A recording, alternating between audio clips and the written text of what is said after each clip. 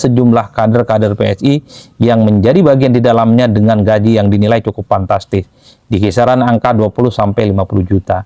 Ini yang kemudian menjadi bulan-bulanan belakangan ini, karena saya kira beberapa aspek yang kemudian diperbincangkan, karena tentu di tengah upaya efisiensi yang ingin dilakukan oleh pemerintah, khususnya Prabowo Subianto sebagai presiden, tapi di sejumlah kementerian ada struktur organisasi yang justru ini membengkak, dan tentunya ini akan membebani APBN kita di masa-masa yang akan datang.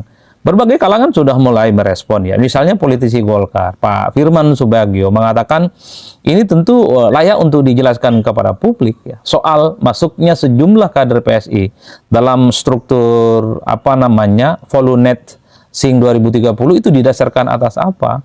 Bukankah mengurus terkait dengan emisi karbon ya, supaya bagaimana terkait dengan lingkungan hidup di masa yang akan datang, terkait dengan perhutanan di masa-masa yang akan datang, itu mestinya harus didasarkan atas kapasitas, kompetensi, dan kemampuan, serta rekam jejak yang memadai. Bukan didasarkan atas misalnya kesamaan partai, bukan hanya didasarkan atas kesamaan-kesamaan kepentingan politik. Sejumlah pihak sudah mulai bereaksi. Salah satunya muncul dari politisi Golkar itu. Yang kedua, misalnya kita juga bisa melihat bagaimana Wakil Ketua Komisi 4, Alek Indra Lukman, juga mempertanyakan soal komposisi dari tim yang disebut dengan Volunet Sing 2030 ini. Inilah yang kemudian menurut saya menimbulkan kegaduhan-kegaduhan dan kontroversi yang tidak berkesudahan hingga saat ini.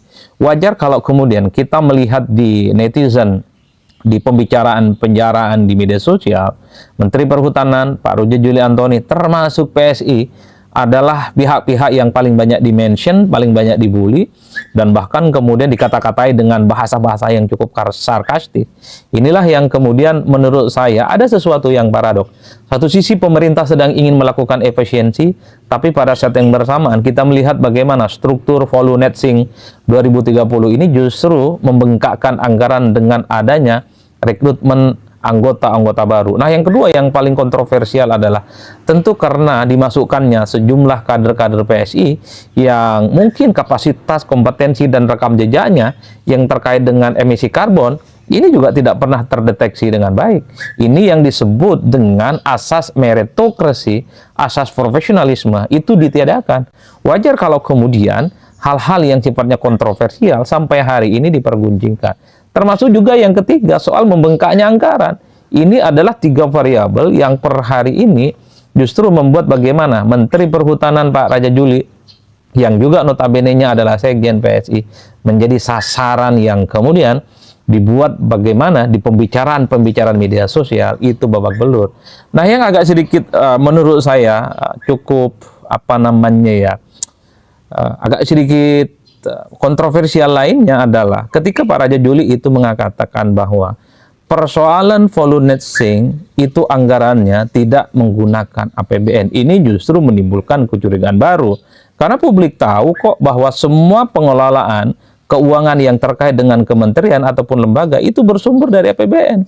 Bagaimana mungkin kalau Volunet Sing ini misalnya ada sponsor dari pihak luar? Itu kan tentu tidak masuk akal. Karena semua anggaran apapun terkait dengan kegiatan-kegiatan yang ada di kementerian dan lembaga itu strukturnya dari APBN, bukan dari tempat yang lain. Oleh karena itu, APBN itu bersumber dari pendapatan negara, termasuk hutang ataupun hibah, yang kemudian donornya itu adalah berasal dari uang rakyat dan berasal dari uang negara. Justru ini agak sedikit mencurigakan kalau anggaran kementerian itu dibiayai oleh pihak-pihak sponsor, dibiayai oleh pihak-pihak eksternal dari kementerian. Ini bisa masuk gratifikasi. Ini bisa masuk dalam kategori suap yang mestinya harus hati-hati. Artinya apa? Pernyataan dari Pak Menhut yang mengatakan bahwa terkait dengan pendanaan Volunet Sing, struktur organisasi yang dibuat ini, kalau itu betul menggunakan dana di luar kementerian dan lembaga, tentu ini akan menjadi sesuatu yang mungkin akan dianggap sebagai sebuah temuan.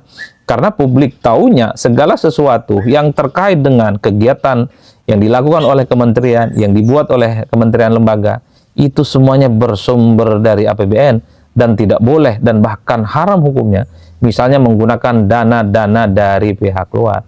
Oleh karena itu, sikap dan respon dari Pak Menhut, Pak Raja Juli, yang mengatakan bahwa pendanaan Volunetsing, organisasi Volunetsing 2030 ini yang berasal dari pihak luar, itulah yang kemudian menambah bagaimana perbincangan terkait dengan struktur organisasi baru di Kementerian Perhutanan sampai hari ini itu sangat luar biasa gaduh dan menimbulkan kontroversi yang tidak berkesudahan. Jadi dalam konteks itulah yang ingin saya simpulkan adalah kenapa kemudian Menteri Perhutanan ini jadi buli-bulian? Ya karena ini sangat paradok dan kontraproduktif dengan upaya efisiensi yang ingin dilakukan oleh Prabowo Subianto.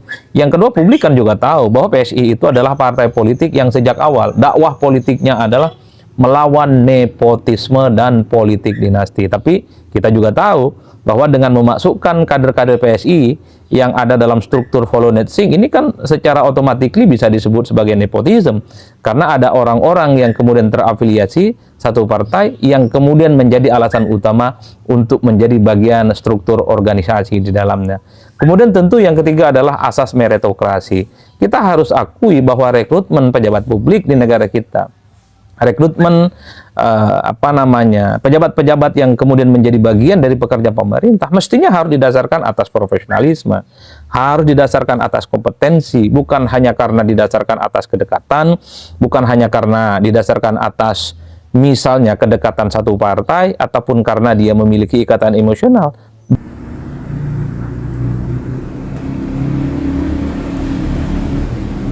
Oke.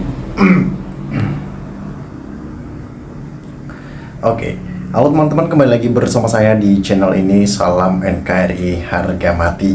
Teman-teman, dalam video ini kita telah mendengarkan sebuah cuplikan video yang disampaikan oleh Bung Adi Prayitno. Tentunya hal-hal seperti ini menjadi sebuah pemahaman politik bagi kita dalam menilai perjalanan politik yang ada di Indonesia saat ini. Nah, tentunya kita sebagai masyarakat Indonesia harus peduli ya dengan apa yang terjadi saat ini.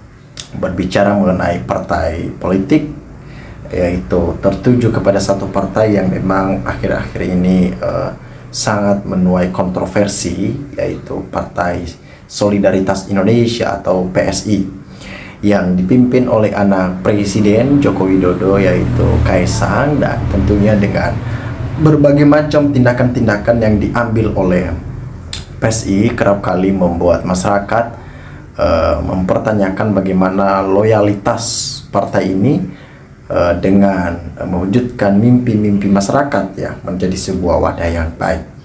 Dan tentunya kekhawatiran masyarakat tentang PSI ini tidak jauh beda dengan kekhawatiran partai-partai yang lain. Kenapa mereka mengatakan hal ini? Karena sangat tidak jauh berbeda.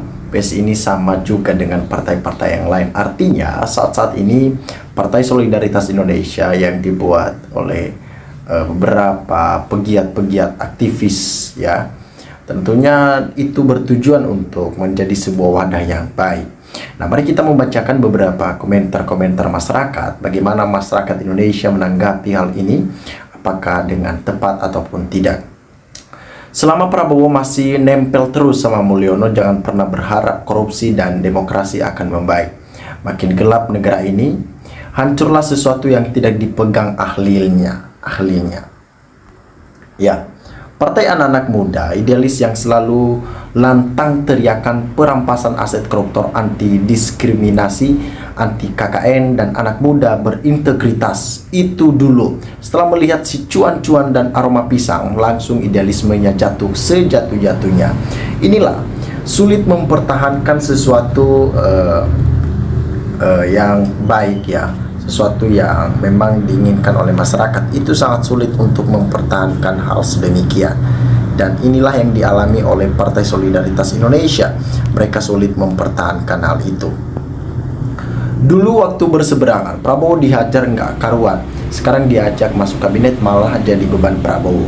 Nah, itulah yang terjadi. Jadi beberapa orang yang memang dinilai menteri-menteri dari PSI itu babak belur ya, sebelur-belurnya lah. Itu sangat luar biasa sekali. Ya.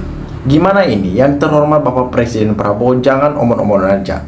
Rakyat lagi susah cari kerja, menteri dari PSI malah bagi kerjaan dengan bayaran gede. Prabowo nggak adil ya. Jujur saya lihat salut dengan para menteri zaman Soeharto, kabinet ramping tapi menterinya punya kompetensi yang baik.